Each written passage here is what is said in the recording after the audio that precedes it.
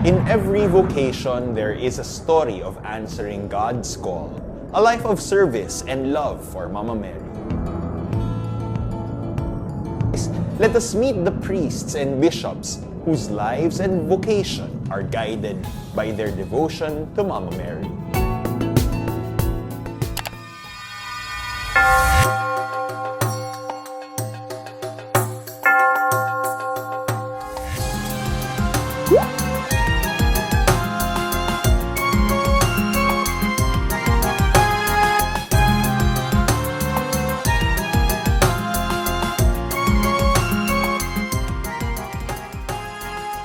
Sa huling bahagi ng ating kwentuhan, itutuloy natin ang makabuluhang usapan kasama pa rin si Father Allen. Hindi lang bilang isang pari kundi bilang anak, kaibigan at tapat na lingkod ng komunidad dito mismo sa Minor Basilica of St. Dominic. Kasama pa rin ako, si Mr. Romar Chuka.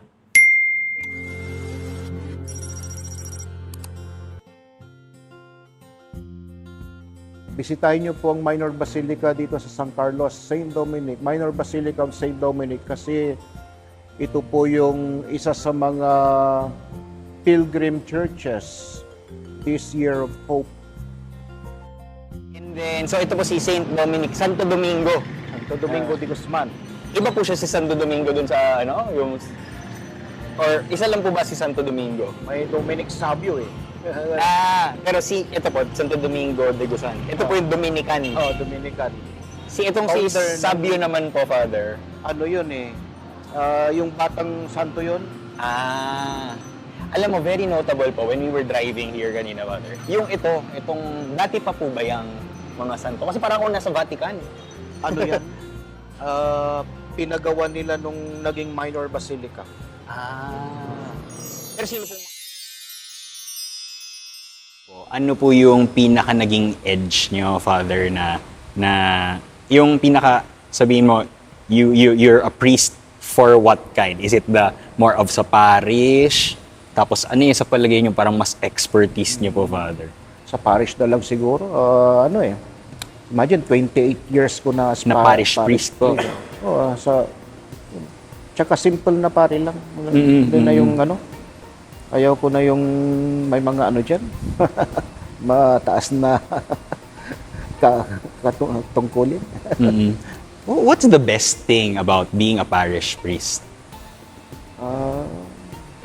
Yung pupunta ka sa mga tao, especially yung mga sa baryo, makikipaghalubilo ka sa mga, especially sa mga mahihirap, nakikita mo yung sitwasyon nila, pupuntan mo yung mga masakit, especially yung mga elderly, nakakausap mo. Lately nga, may nakausap akong, may pinuntahan akong isang matanda, 103 years old. Opo. Ayun, nakita ko na talagang kailangan nila ng yung spiritual guidance. Ito 100 years old, hindi na nakakapunta sa simbahan, no? Pero nung pinuntahan ko siya, nagdasal kami, nag-communion, masaya yung matanda. Masaya. Salamat, Father. Kahit na 103. Meron po bang parang yung mga tao dito sa simbahan, sino yung sa palagay mong mas active dito ngayon, Father? Sa current assignment nyo, na yung mga youth very active, or how active are they? Yung mga dito in particular dito sa Basilica, may yung mga matatanda, mga may mga rin, yung mga middle age, Pero usually yung mga kabataan ngayon, hangga't hindi mo sila bibigyan kasi ng gagawin, wala. Hindi sila pumupunta. Actually, after ng RYD, Regional Youth Day, hinahanap ko sila Pardon me, pero siguro ako rin ang nagkulang sa kadami-rami ng ginagawa. Di sila masyadong nabibigyan ng responsibility, kaya ganun. Pero today they are beginning to Nagsasprout po yung parang ano. oh, Ano sa palagay mo, Father, yung mahalaga na pwedeng gawin ng simbahan para ito, yung mas maging active yung mga youth ngayon, Father? dapat bigyan mo sila palagi ng activity. Kasi pag nandyan lang sila, wala, pakalat-kalat lang. Whereas kung may papagawa sa kanila, yan, talagang mag-active naman siguro. Pero Father, mag-case study po tayo, Father. Ano sasabihin niyo sa isang youth na, Father, may crush ako, pero parang gusto ko rin magpare. Ano sasabihin niyo po sa mga ganyan na klaseng kabataan? O kunwari ako po yun, pero hindi naman ako yun. Pero, ano pong sasabihin ng isang Father Allen Romero na payo? Or may jowa ako? Sinabi ko lang na dapat mag-isip ka, pakiramdaman mo yung sarili mo kung saan ka talaga. Baka naman yung sinabi mo na gusto mong pumasok sa seminaryo, ano lang yan, mababaw lang ang nararamdaman mo na ganyan. So mag-isip ka muna. You try to balance your feelings. Apo. Meron po bang santo na you feel so inspired po, yung buhay ng santo? Sino po yun? Na parang you lean on po as a priest po? Actually, the Blessed Mother. At the Blessed Mother. Tunay kang mga mama's boys. Diba? Noon pa man. Pag may mga problema sa seminaryo, gano'n. Yun, nagdarasal ako palagi sa kanya. Nagro-rosary. Even at night. No? Kahit nung nasa high school seminary ako, bago matulog yun. Actually, pampatulog ko yung rosary. Yun. The Blessed Mother has always been there. I'd also like to talk about, kasi naalala ko, nung Regional Youth Day last year, kami ni Father, nagkakilala din kami ng Regional Youth Day. Si Bishop Sok, di ba, invited me to give a talk here. Tapos, ang inassign na pari sa akin was ikaw po. So, I really felt the compassion from Father Allen kasi talagang hinatid ako sa bus station, tapos nagchika-chika po tayo dyan na yung binook mong bus hindi dumating ata. Oo, yun nga po, hindi dumating yung binook na bus. Pero ang naalala ko po na mga usap natin, and I really remember yun nga, yung compassion. It was really the compassion of you waiting at the bus with me, no? So na-appreciate ko po yun. Pero yung pagdating sa isa sa mga notable na naalala kong pinag-usapan natin was yung effect ni Bishop Sok sa buhay ninyo. Ano po yung sa palagay ninyong naiambag ni Bishop Sok? Kasi sa 28 years niyo po, ilang napagdaanan niyo po, sino po yung ibang bishops po dito? Actually, nag-ordain sa akin si Bishop Oscar Cruz. Oscar Cruz po. Opo. Ano po yung parang naging focus ni Bishop Oscar Cruz nung siya po yung nandito as bishop? Tapos may napansin din po ba kayong mas finocus din naman ni Bishop Sok nung naging si Bishop Sok naman po? Si Bishop Oscar Cruz, Apo. yan palaging linalabanan yung mga na politiko. Talaga po? Palaban? Oo. Nagrarally pa kami noon. Talaga po? Saan? During po? Kailan po yun? Nirally namin si Gloria, si Erap.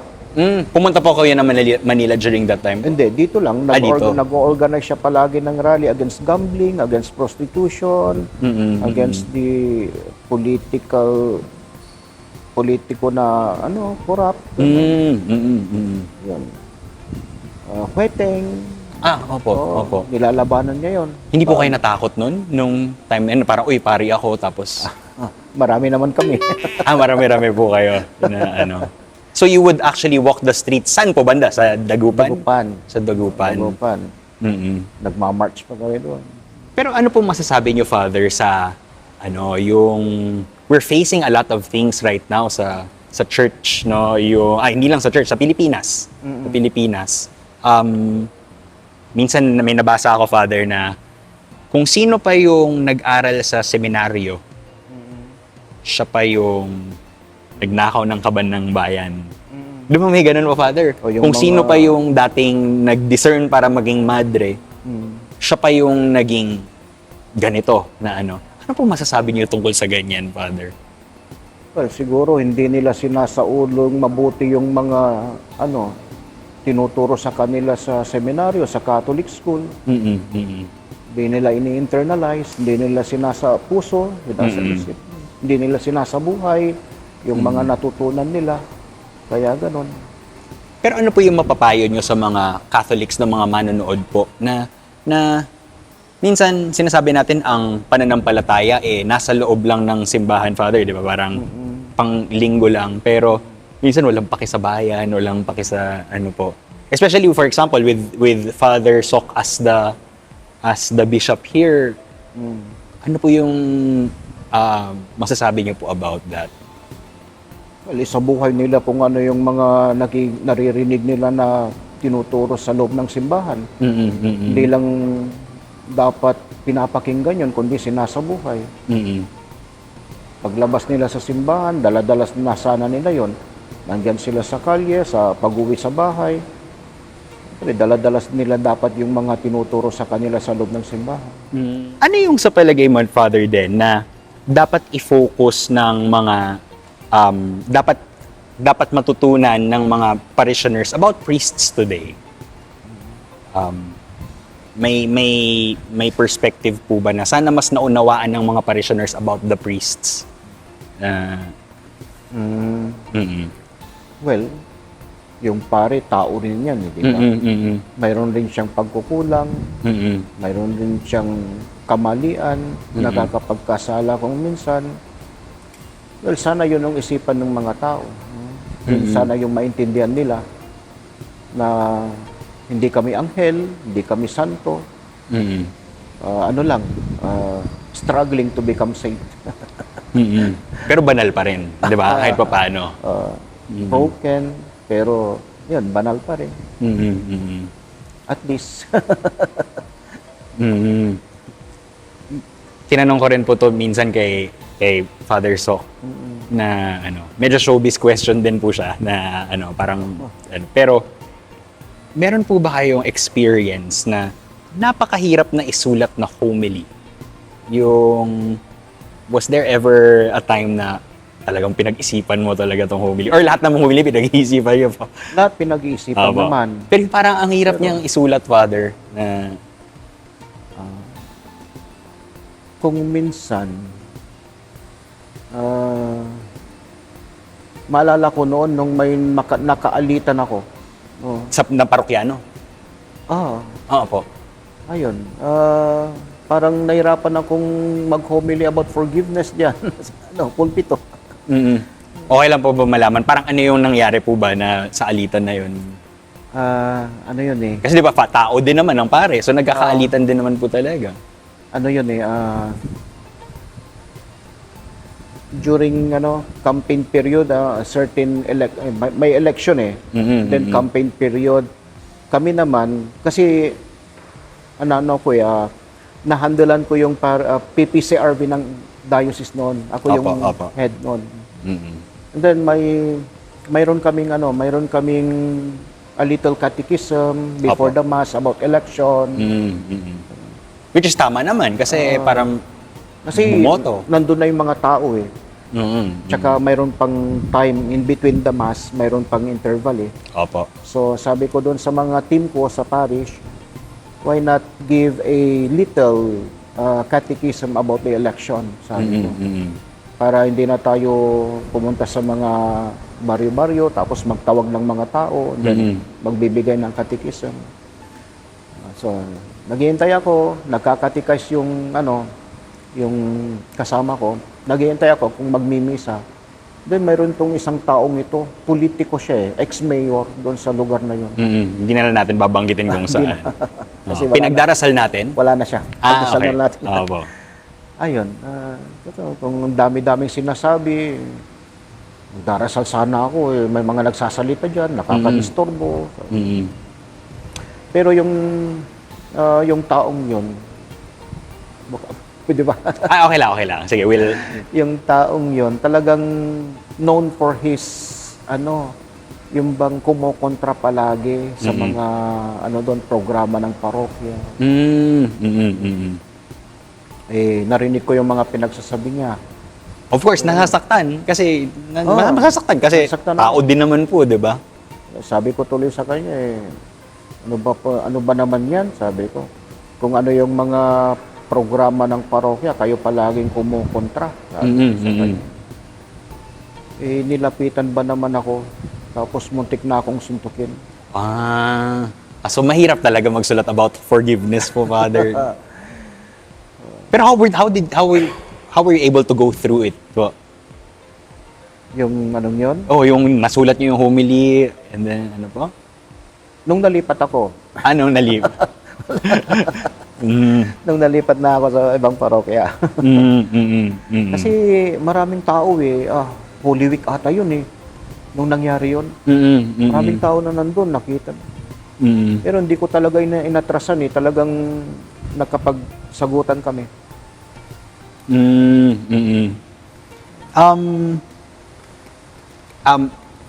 Previously po, 'di ba, ang ating Santo Papa si Pope Francis. How did Pope Francis inspire you to become a better priest po, Father? Si Pope Francis, talagang siya yung very humble, no? Naglalakad pa yan papuntang nung hindi pa siya Pope, no? Sumasakay ng bus. Yun ang... Nagko-commute nga po di ba may mga pictures yan na... Yun ang parang nagustuhan ko sa kanya. Simple, humble. So, what's the best thing about being a priest today po, Father? Yun ang nakakataba ng puso, yung sinasabi ng mga tao, Father, ang ganda ng homily mo, gano'n. Ayun. Then, yung mga nagsiserve, Father, kayo lang yung nagsasabi ng thank you sa amin. After ng misa. Parang gano'n. Hindi mo inaakala na maganda pala yung ginagawa mo para sa kanila. Tapos, yun, sasabihin nila na, Father, okay yun na. Di ba? Yung hindi mo ina-expect na gano'n, ng kalalabasan. Pero, yun. Ang ganda po. Siguro isa pong maipapayo nyo ngayon sa mga kabataan po, Father, because I know people are watching po na mga kabataan. Ano po yung mapapayo niyo sa mga kabataan na ngayon we're in the age of artificial intelligence, we're in the age of Facebook, social media, depression is also baka napapansin niyo rin po sa mga kabataan right now. Ano pong maipapayo niyo po, Father? So gamitin nila sa mabuting paraan yung sa social media. Kasi kung minsan hindi nila ginagamit ng tama may nag-aaway-away sa social media, nagsisiraan sila. Ayun, sana gamitin nila sa mabuting paraan. Kayo po ba? Nagso-social media po kayo, Father? Facebook? Hindi ako Facebook lang, Messenger lang, gano'n. May mga communication, gano'n. Pero hindi ako nagpe-Facebook.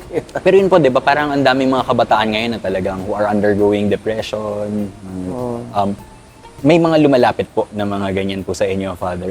So far, dito... Hindi naman po? Wala naman akong na-encounter pa. Nice. Okay po. Siguro, ano pong may message niyo po, Father, sa ating mga manonood? Perhaps some final thoughts para sa ating mga manonood na who sometimes are lost in their faith po. Ano po maipapayo niyo po sa kanila na masasabi? So para po sa ating mga manunod yan, wag po kayong mawalan ng pag-asa sa Panginoon. Just pray. Kung mayroon kayong mga problema, mga pagsubok na dumadating sa buhay, kayang-kaya yan, malalampasan rin with the help of God. No? Yung kagaya ng istorya sa Biblia, may babae na mayroon siyang sakit for 18 long years. Tapos, ang ginawa niya everyday for 18 years, pumupunta sa templo, nagdarasal, pumupunta rin siya sa doktor, pero hindi siya nawalan ng pag-asa na someday sasagutin ng Panginoon ang panalangin niya. So, ganun din po sana tayo. No? Huwag po tayong mawalan ng pag-asa sa Panginoon. Manalangin lang. Alam ng Panginoon yung mga dumadating sa buhay natin, mga pagsubok, kahirapan, at darating ang panahon na bibigyan ng tugon ng Panginoon yung mga panalangin po natin. Malalampasan po natin ang mga ito, mga pagsubok. Bisitahin niyo po ang Minor Basilica dito sa San Carlos, St. Dominic, Minor Basilica of St. Dominic, kasi ito po yung isa sa mga pilgrim churches this year of hope dito sa Archdiocese ng Lingayen, Dagupan. Malapit na pong matapos yung Jubilee Year of Hope. So, inimbitan po kayo na dumalaw dito, pumunta dito sa Minor Basilica of St. Dominic, dito sa San Carlos. May mga indulgences po tayo na matatanggap pag bumisita po kayo dito. Di ba usually po, balik lang po ako sa kanina, di ba yung minsan magmamanawag sila. Gano'ng katagal? Parang ilang minutes po away from Manawag po ito? From Manawag, depende sa traffic. Kung 40 minutes to 1 hour, nandito na po kayo. Di ba, ang special thing po about Minor Basilica is it's a Church of the Pope. Parang ganun po, di ba? Opo. Na ano po yan? What makes the Minor Basilica special? Kasi di ba, you have the 4 major basilicas sa Rome, and connected doon. Connected po doon. Sa mga basilica. So technically, it's the Church of the Pope as well. Opo. Ano po yung mga special na mga nakikita po para dun sa Minor Basilica? Yung ombrellino. Parang yung umbrella po. Oo. Na Saka yung tintinabulum, yung bell. Bell. Yun Opo. yung sign na the church is a minor basilica.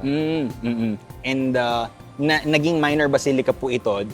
Ano po yung sa palagay ninyo na pinaka nagpa-Minor Basilica dito po?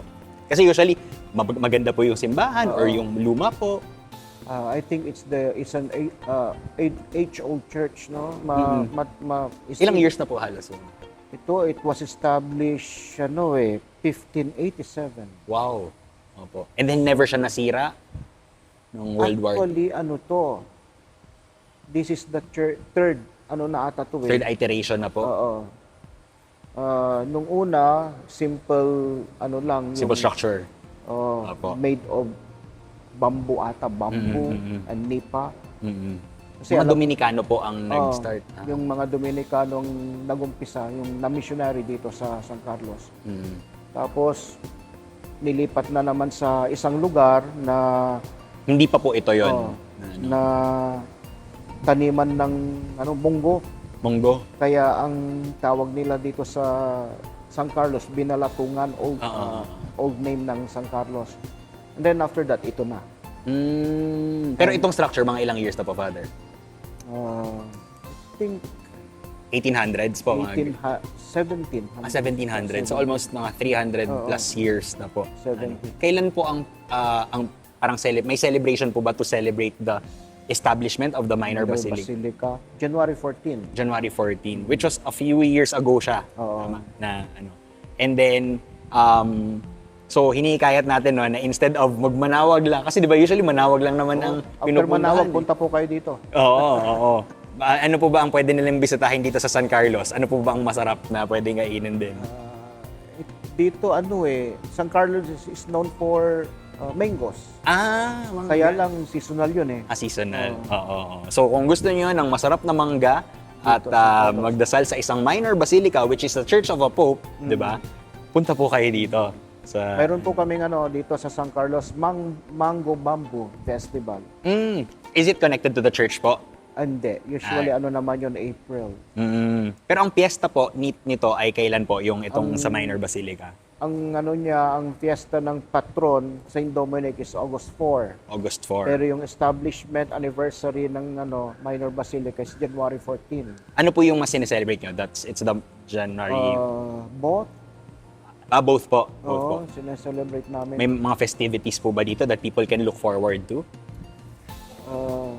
Gano'n lang, nagno-novena kami, Apo. tapos nag-outreach program, and then, ayun, may procession, may novena, then mass. Okay. So exciting po kasi pag sa mga manonood, pag mag-travel, consider nyo din naman ang Minor Basilica. Maraming pumupunta po. Maraming salamat. Thank you very much po, Father, sa inyong willingness mula sa ating kwentuhan na sa inyong pagkabata hanggang sa kung ano-anong mga topics at kulitan. Maraming salamat because you're very open and very willing sa pagbahagi ng kung sino ka at ano po ang naging mahalaga sa inyong buhay. Pasalamat po tayo sa ating mga viewers, Father. Thank you. Salamat. Thank you po. So, maraming salamat sa inyong pagpapanood at muli, ito si Mr. Romar Chuka ng Mama's Boys. Maraming salamat, Father Allen, sa pagbabahagi ng inyong inspirasyon.